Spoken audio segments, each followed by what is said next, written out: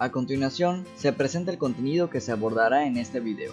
Se incluyen las estampillas de tiempo por si se desea saltar a una sección en específico. Primero comenzaremos por definir los términos. La mala digestión se refiere a una dificultad en la transformación de los macronutrientes en productos más pequeños absorbibles. La mala absorción se refiere a alteraciones de la mucosa intestinal en la captación y el transporte de nutrientes adecuadamente digeridos, incluyendo vitaminas y minerales. El síndrome malabsortivo se refiere al conjunto de signos y síntomas producidos por la deficiencia nutricional originada por la inadecuada absorción a nivel intestinal de macro y micronutrientes. Hay que aclarar que un problema de mala absorción puede ser causado por un problema digestivo u ocurrir de manera independiente. Sin embargo, cuando hay mala digestión, siempre va a tener como consecuencia la mala absorción. Por esta razón, en ocasiones se emplea el término síndrome malabsortivo para referirse a ambas alteraciones. El proceso digestivo y absortivo posee tres fases: la fase luminal, la fase mucosa y la fase de transporte. En la fase luminal ocurre la hidrólisis y solubilización de macronutrientes gracias a las secreciones pancreática y biliar. Aquí los polisacáridos, proteínas y triglicéridos se convertirán en glucosa y disacáridos, oligopéptidos y ácidos grasos y monoacilglicerol respectivamente. Posteriormente, en la fase mucosa ocurrirá la hidrólisis final y captación de los disacáridos, oligopéptidos y lípidos. Los disacáridos y oligopéptidos se convertirán en sus sustratos absorbibles, monosacáridos, aminoácidos, dipéptidos y tripéptidos, debido a enzimas presentes en el borde del cepillo. Adicionalmente, los lípidos captados se resintetizarán en forma de triglicéridos y serán empaquetados dentro de las proteínas llamadas kilomicrones. Por último, en la fase de transporte, los nutrientes absorbidos pasarán a la circulación sanguínea o linfática. En esta fase, los nutrientes más pequeños como monosacáridos, péptidos y ácidos grasos de cadena corta serán transportados directamente hacia la sangre. Sin embargo, debido a su gran tamaño, los kilomicrones no pueden ingresar directamente hacia los capilares sanguíneos, por lo que deben pasar primero hacia los vasos linfáticos, los cuales poseen un diámetro mayor. A continuación, se describirán las principales técnicas empleadas para el estudio de la función digestiva y absortiva. Primero comenzaremos con la mala absorción de grasas. La mala absorción de grasas genera esteatorrea. Las técnicas de valoración de mala absorción de grasas se basan en la detección de este signo.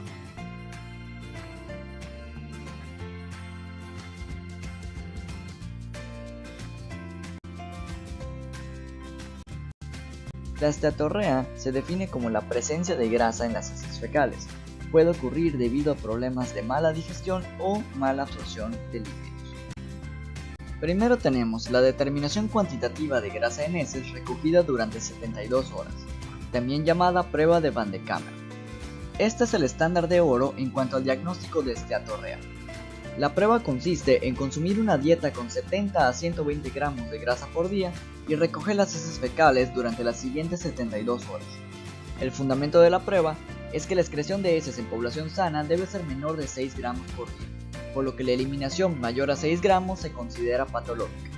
Cuando existe esteatorrea, esta eliminación de grasa incluso puede llegar a ser superior a los 20 gramos por día.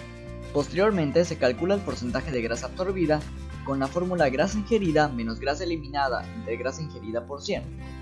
Los valores normales de la prueba deben ser superiores al 94% y un resultado menor indicaría esteatorrea. Sin embargo, la prueba tiene algunas limitantes. Lo primero es que consumos mayores a los 140 gramos por día de grasa pueden dar lugar a falsos positivos. Este falso positivo se refiere a que debido al exceso en consumo de grasa, la eliminación en las heces puede llegar a ser superior a los 6 gramos por día, dando la apariencia de que el paciente pueda tener esteatorrea cuando en realidad no es así. Otra limitante es que la prueba, al solamente detectar la presencia de grasa en heces, no discrimina entre procesos de mala digestión o mala absorción. A pesar de que esta prueba es considerada el estándar de oro, el tiempo tan prolongado de 72 horas que se requieren para recolectar la muestra ha llevado al desarrollo de otras pruebas más sencillas para determinar la esteatorrea. Recordemos que las pruebas de absorción de grasas se basan en el principio de que la grasa dietética debe hidrolizarse a ácidos grasos libres y glicerol antes de su absorción.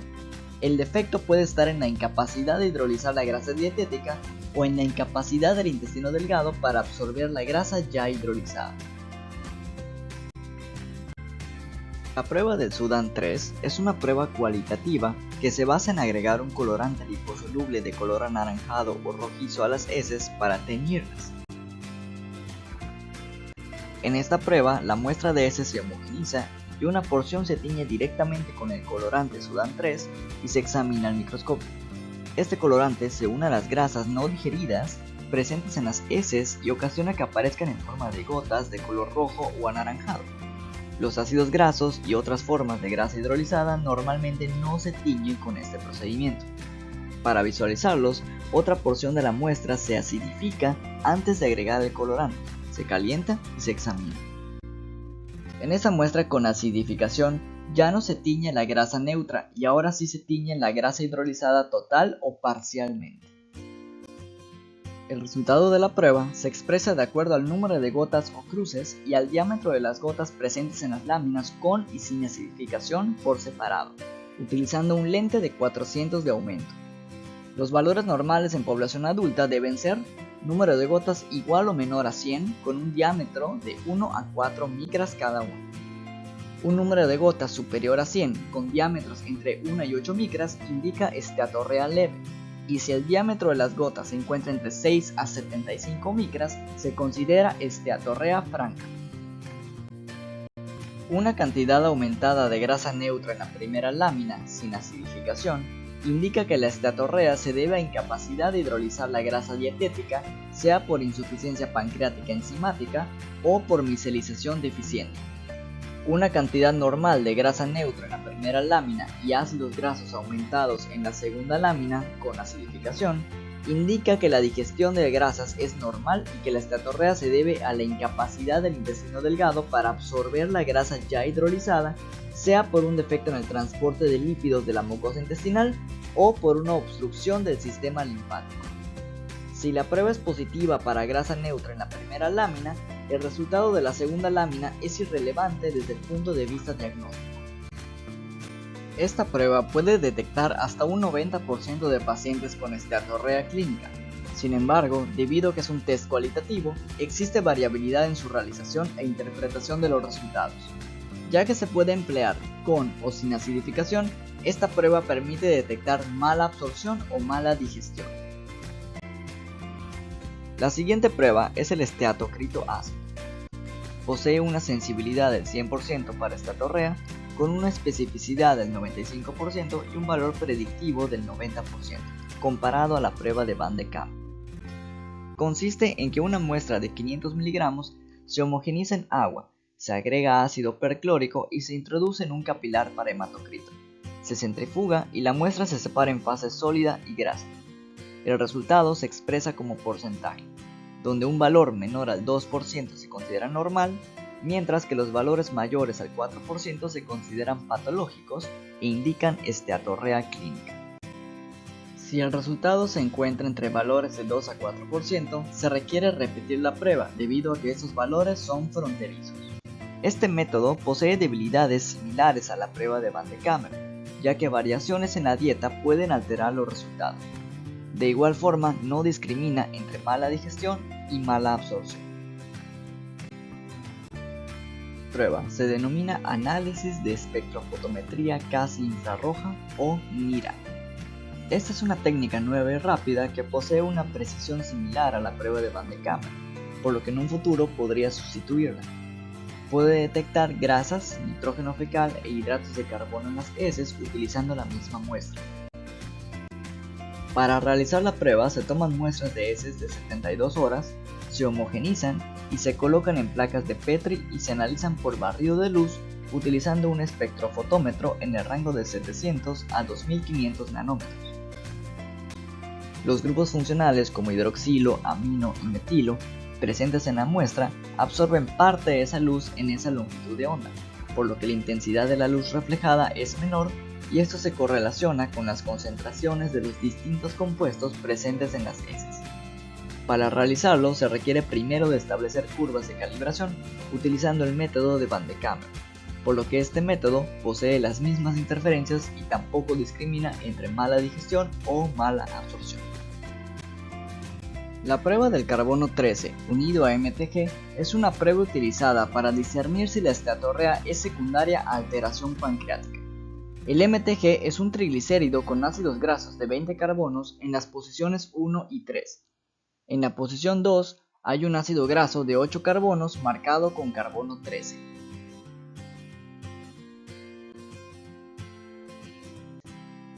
La enzima lipasa pancreática, con ayuda de la colipasa y sales biliares, hidroliza los ésteres en posiciones 1 y 3, por lo que el monacilglicerol se absorbe y es transportado al hígado donde ocurre la betoxidación.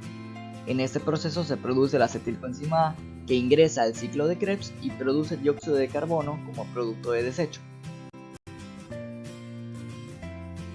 Este dióxido de carbono, marcado con el carbono 13, es liberado en la expiración, donde se mide su concentración.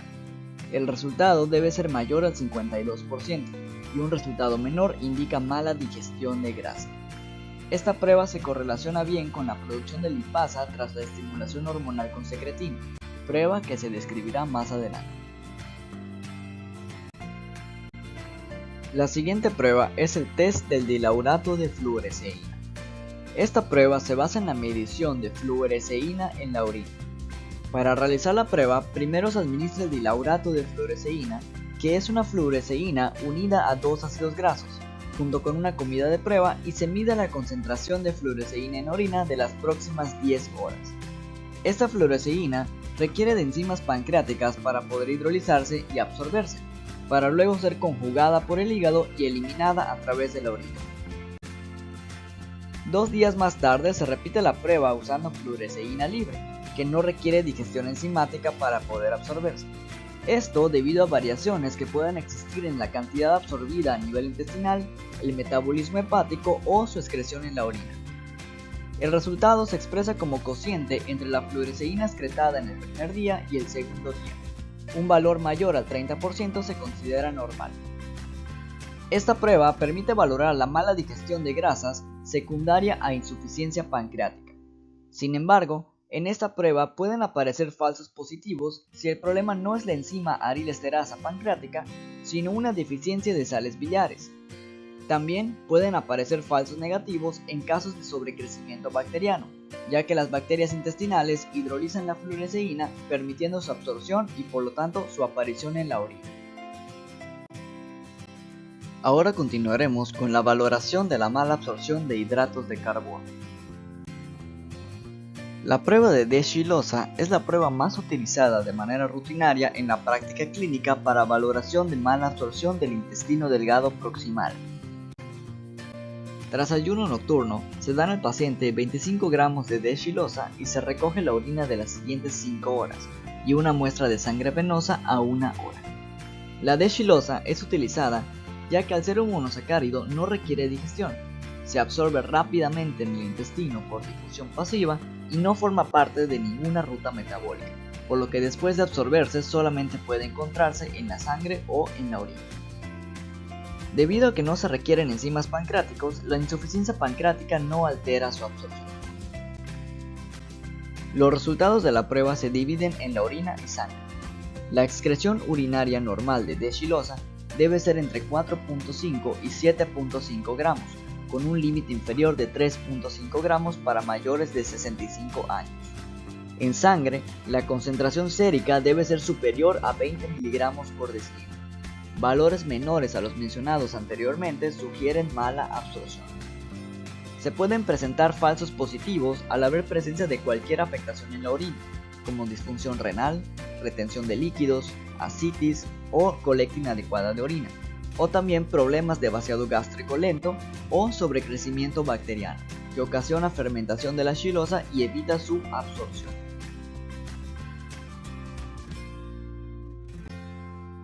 Ahora tenemos la prueba del hidrógeno expirado. Esta prueba se basa en que cuando un hidrato de carbono no es absorbido en el intestino delgado y llega al intestino grueso, es fermentado por la microbiota, produciendo gas hidrógeno, que se absorbe y se elimina en los pulmones con la expiración. Debido a que el origen de este gas es únicamente la fermentación bacteriana, su aumento indica mala absorción intestinal de hidratos de carbono o sobrecrecimiento bacteriano. Existen diversas enzimas que se encargan de la digestión de los hidratos de carbono, como la amilasa pancreática, que se encarga de romper los enlaces alfa 1,4 del almidón para liberar glucosa, maltosa y dextrina, mientras que en el borde en cepillo se encuentran las enzimas denominadas disacaridasas, como la lactasa, la sacarasa, la maltasa, isomaltasa y trealasa, que hidrolizan a sus respectivos disacáridos para permitir su absorción. Para realizar la prueba se administra un hidrato de carbono y se mide el hidrógeno expirado durante las próximas 8 horas. El valor normal debe ser de un 15% o menos de gas hidrógeno en la expiración. Dependiendo de la sospecha clínica, se puede administrar un disacárido o un hidrato de carbono complejo para valorar mala digestión, o se puede administrar un hidrato de carbono simple como la fructosa o el sorbitol para valorar mala absorción. Sin embargo, esta prueba es poco útil para valorar la función pancreática debido a su baja especificidad y a los tiempos prolongados de su realización. Por último, revisaremos a las proteínas. Es importante aclarar que en la clínica no suele ser necesaria la realización de pruebas de mala absorción proteica debido a su dificultad en la realización e interpretación. Así como las pruebas de mala absorción de grasa se basan en la detección de esteatorrea, las pruebas de mala absorción proteica se basan en la detección de creatorrea, que se define como un aumento del contenido proteico de las heces. Las principales causas de creatorrea son la insuficiencia pancreática y la enteropatía pierde proteínas. Estas afecciones pueden detectarse a través de pruebas de valoración de la función exócrina pancreática o mediante técnicas de imagen. Comenzaremos con las pruebas para valoración de la insuficiencia exócrina del páncreas. La valoración de la insuficiencia exócrina del páncreas se basa en la medición cuantitativa de la excreción fecal de elastasa y quimotripsina. Estas enzimas digestivas no se degradan a nivel intestinal y se encuentran inalteradas en las heces fecales. Resulta más útil la medición de elastasa debido a que su concentración es 10 veces mayor que la quimotripsina. Presenta alta sensibilidad con una especificidad de 80 a 90% para insuficiencia pancreática grave. Sin embargo, es poco útil para diagnosticar formas leves de insuficiencia pancreática. El test de secretina es considerado el estándar de oro en diagnóstico de insuficiencia pancreática exógena. La secretina es la principal hormona que ocasiona secreción de bicarbonato y enzimas digestivas por el páncreas. Otra hormona llamada colecitocinina también ocasiona secreción pancreática, aunque su principal función es estimular la secreción biliar.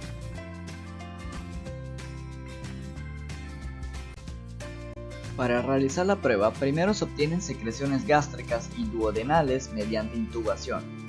Luego se administra una dosis de secretina por vía intravenosa para estimular la secreción pancreática y se vuelve a obtener la muestra de secreción gástrica y duodenal.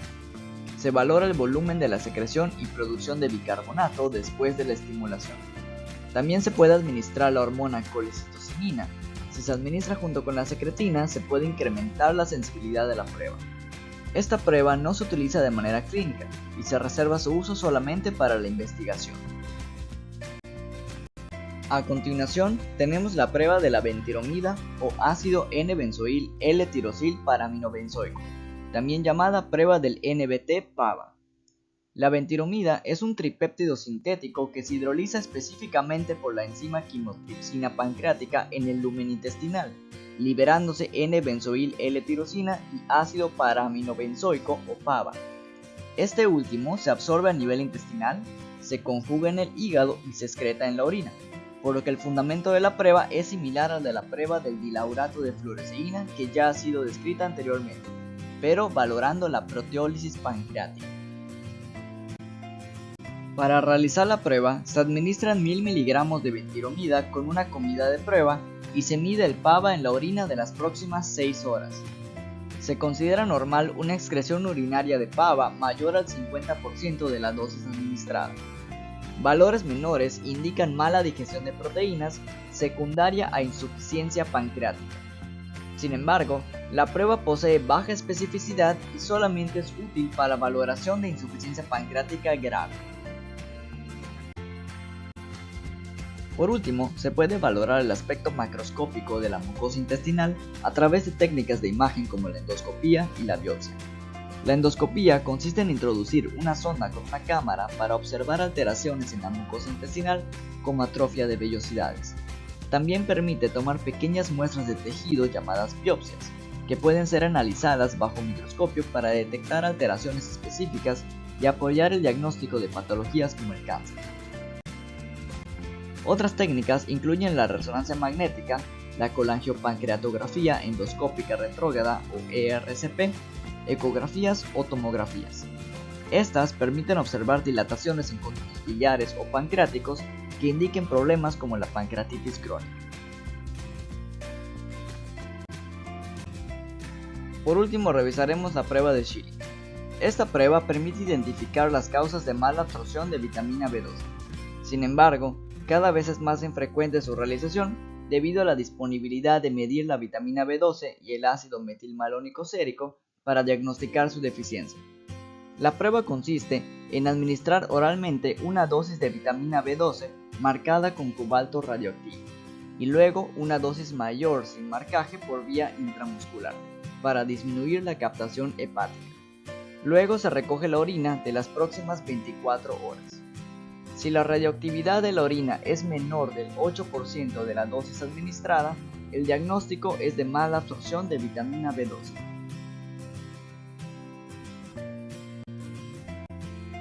Para poder absorberse, la vitamina B12 requiere de unirse a una proteína llamada factor intrínseco, producido por las células parietales del estómago. Para esto, primero necesita hidrolizarse la proteína R que se encuentra unida a la B12 por acción de enzimas pancreáticas. Una vez libre la vitamina, se une al factor intrínseco y se absorbe en la porción distal del hígado. Si después de la prueba, al administrar el complejo vitamina B12 factor intrínseco, el resultado se normaliza, entonces la causa de mala absorción es atrofia gástrica o anemia perniciosa. Si se normaliza tras administrar enzimas pancreáticas, la causa entonces es pancreática. Y por último, si se normaliza al administrar un antibiótico, entonces la causa es sobrecrecimiento bacteriano, dado que las bacterias necesitan de vitamina B12 para sobrevivir y si hay un exceso de bacterias pueden consumir toda la vitamina B12 disponible.